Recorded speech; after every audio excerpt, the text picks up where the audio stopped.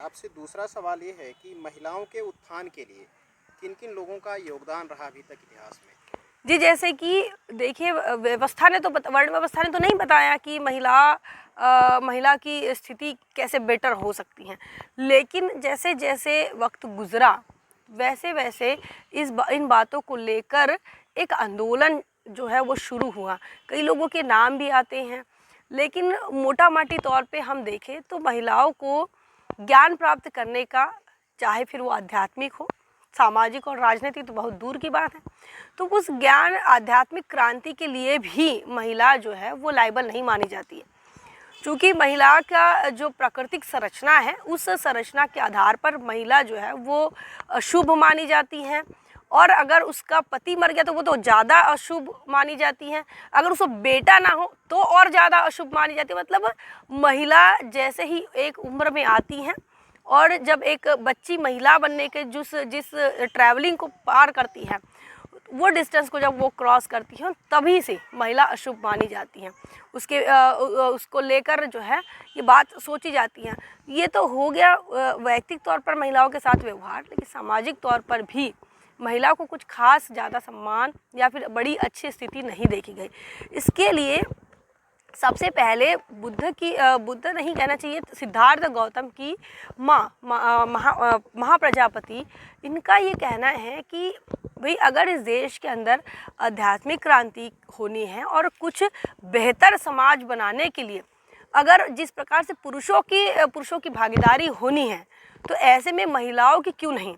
जो महिलाएं घर में रहकर अपने साथ अपने परिवार को भी बेहतर बनाने की कोशिश करें, घर से जब बाहर निकले तो समाज को बेहतर बनाने की कोशिश करती है, तो ऐसे में महिलाओं की ये भी जिम्मेदारी होनी चाहिए कि वो आध्यात्मिक क्रांति में आए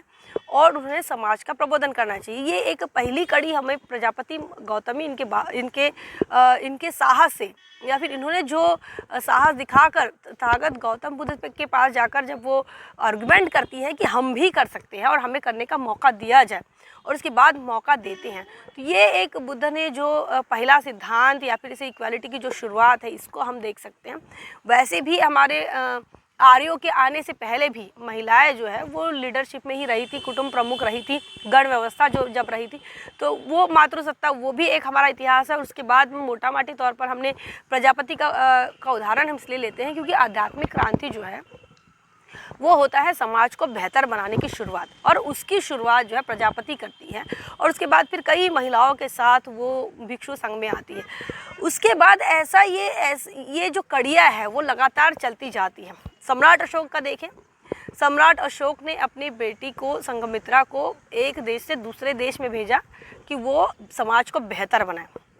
और ये समाज को बेहतर बनाने का जिम्मा हमेशा महिलाओं ने अपने कंधे पर उठाया, जिसको कभी ब्रह्मा जी ने इग्नोर कर दिया था। ये बड़ी ही दुख की बात है कि उस महिलाओं को या फिर उस महिला के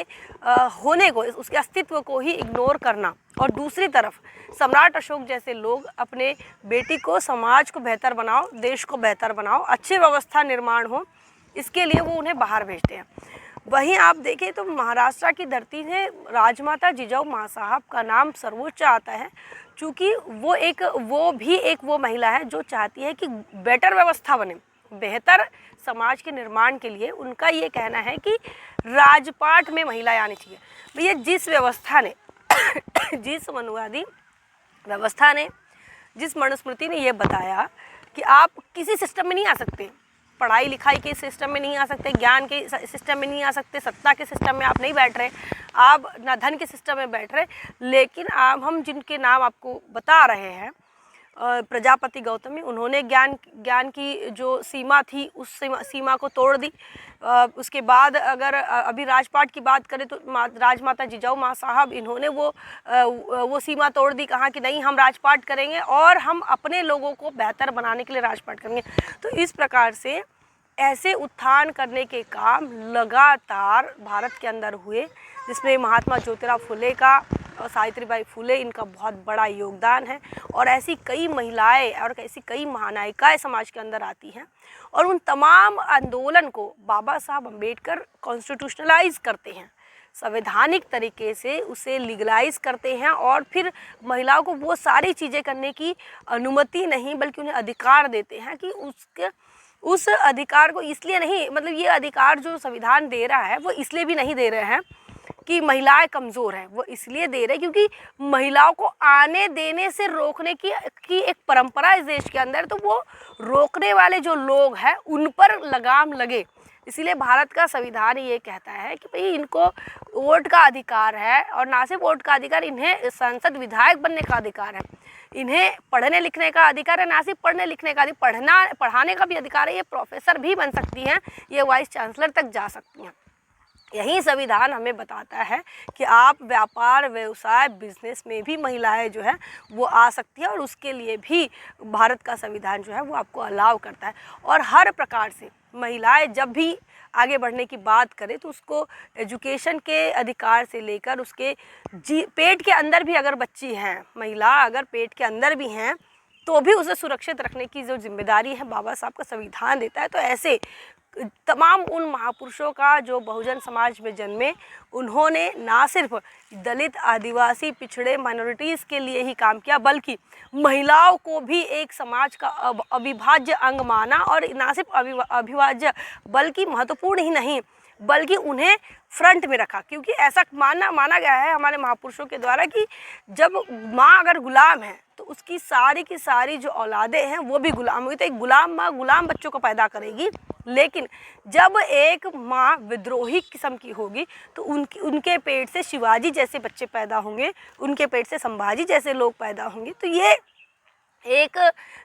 एक धारणा समाज के अंदर अगर आज निर्माण हो रही है, तो ये महिला उत्थान का जो आंदोलन चला,